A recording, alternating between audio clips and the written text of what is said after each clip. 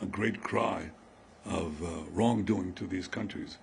Even though they weren't harboring terrorists, the terrorists were there. Okay, they didn't even harbor them, as is the case in other cases. The terrorists happened to be on that soil, and we acted, which is what democracies do, including the leading democracy, when they have the ability to target terrorists to threaten their civilians. So this is a principle we established. It's a principle we follow. It hasn't changed. On your question, these things that people are doing and these different countries are doing at the United Nations, first of all, they're largely being done because of their own domestic politics. Second of all, they're largely symbolic. They have really no impact whatsoever in bringing us any closer to a Palestinian state. The only impact they actually have is it makes Hamas feel more emboldened. It makes other elements like Hamas feel more emboldened. It actually has made it harder. It's actually served as an impediment to peace. In the past, we have seen when these statements have come out, maybe there's a negotiation going on. Maybe you think you've actually made some progress on getting some hostages released or an end to the war. And then these things come out, and all of a sudden these groups back off. In many cases, walk away. Hamas has walked away from agreements that they actually had tacitly agreed to. But then they see the sort of international support they believe they're getting as a rule, and they walk away from it. So we've warned of two things. One, it actually makes it harder to negotiate when those negotiations were occurring, and because it emboldens these groups. And the second is we've warned them that there will be an Israeli counter-reaction to those moves, and we've seen some of that happen as well. So I think these things have actually made it harder to end this war and this conflict, not easier. And we've expressed that to them. I've expressed that to them directly on multiple occasions, and I'll continue to do it. Now, they're going to do what they want, and they're going to continue to do what they're doing, but I'm telling you, it's actually hurting the cause they think they're furthering. Two last questions. Let's take one for the foreign press and one from the Israeli press. You take it. Go ahead. You tell them. Go ahead. It's fine. Thank you. Secretary, I wanted to ask, I know you mentioned prior to the trip that the focus of the trip was not the Israeli plans for the operation in Gaza City, but I was wondering if you could tell us if that's something, and Mr. Prime Minister, good to see you again, if this is something that came up in your discussions in terms of the U.S. view on the announced Israeli plans for military operations in Gaza City, and what the U.S. view is about this idea of, as some have talked about, a Gideon's Operation Gideon's Chariot kind of 2, or a continuation of the offensive, or an expansion of the offensive, potentially this month in Gaza City. Yeah. Thank you. The best way for me to put it to you is that the purpose, of our conversations have been about what the president. I'll restate what the president has repeatedly said. He wants every single hostage released.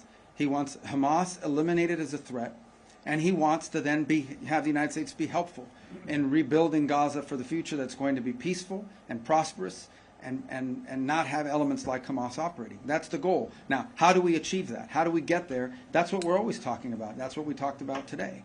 And that's going to continue to be the focus of our engagement in this. We want all of the hostages out, all of them, every single one of them, both living and deceased, all of them. There should never have been hostages. This should never have happened. Okay, this happened because on October 7th, these animals, these barbaric animals, conducted this operation, and against innocent people that had nothing to do with any of this.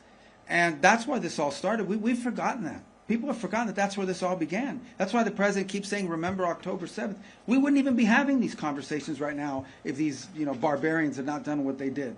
So this is what brought us to this point. It needs to end. And how does it end? It ends by eliminating the people who did it, by ending them as a threat. It ends by releasing every single hostage, both living and deceased. There should never have been a hostage. There should not be a hostage now.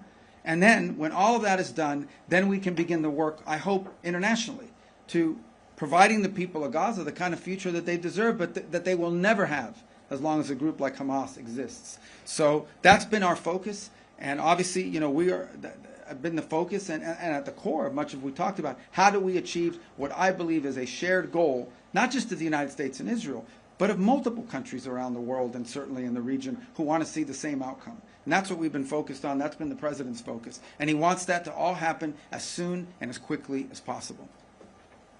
Yeah, you asked a question. What was the tail end of your question? Just if you could comment about, following your discussions of the past couple of days about Israel's plans with regard to Gaza City and potential expansion of the offensive there? Well, I'm not going to talk about our tactical plans. I leave that to our military people in the field.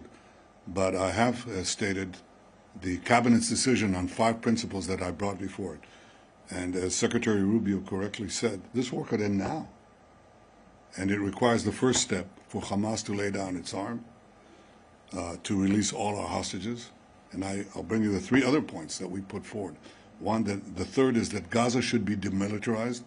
Demilitarized is different from just laying down your arms, because you want to make sure that arms are not smuggled into Gaza and arms are not produced in Gaza. So demilitarization is the third point. Overriding Israeli security responsibility is the fourth point, to make sure that there's no resurgent terrorism, Hamas or from any other organization. And the last thing is to establish a transitional civilian government by people who do not advocate the destruction of Israel, do not educate their children to terrorism, finance terrorism, or launch terrorism. These are the 5 points, and we're committed to doing it. We're now, Secretary Rubio said, how do you achieve this? How do you achieve the release of the hostages and eliminating Hamas if you keep Hamas there?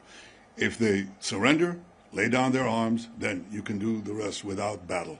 And at any point, if you can do something without battle, it's better. Having been in battle, I can tell you it's not a lot of fun. And to see your friends die next to you is not a lot of fun. Or maimed for life, that's not a lot of fun. So if we can achieve this by having a Hamas surrender, all the better. One last question.